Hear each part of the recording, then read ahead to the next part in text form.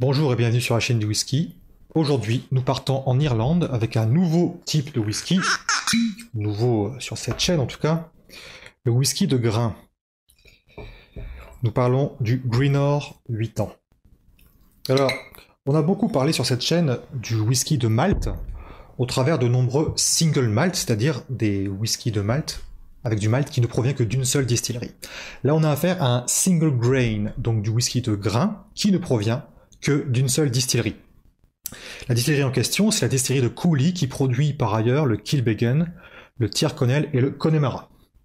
Alors si le malt est de l'orge germée, le grain, lui, peut être une combinaison d'autres céréales dites moins nobles, parmi lesquelles le seigle, le blé et le maïs. Le Greenore 8 ans a été créé uniquement à partir de maïs, ce qui le rapproche un petit peu, sur le papier du moins, de son cousin américain le Bourbon, qui est produit à 51% minimum à partir de maïs, et éventuellement le corn whisky, qui lui est composé à 80% à partir de maïs.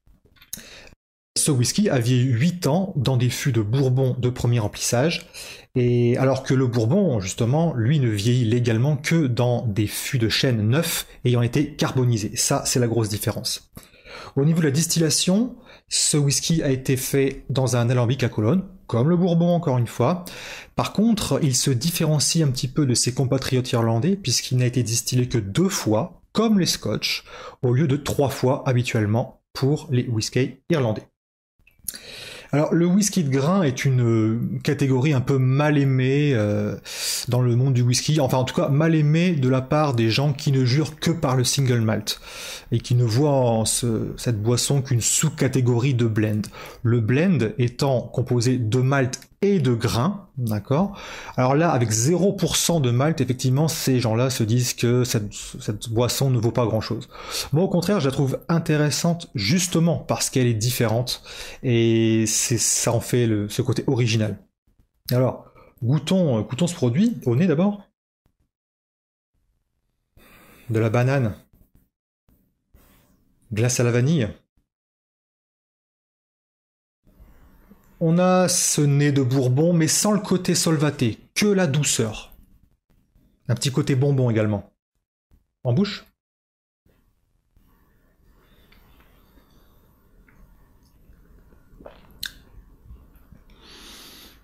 Une touche de bois qui s'efface assez vite et donne plutôt vers un côté crémeux et vanillé.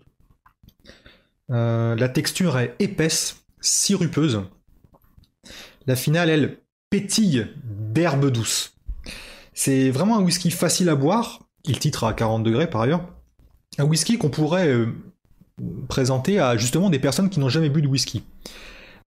Alors certes, par rapport à un scotch, un single malt écossais, ça manque un peu de poids et de puissance, mais justement c'est cette légèreté dans les arômes et le côté végétal qui en fait une boisson originale et un apéritif très à propos. Et ça change un peu de ce qu'on trouve habituellement dans les rayons. Alors, on trouve ce Greenore 8 ans sur internet à une quarantaine d'euros et chez certains cavistes un peu pointus.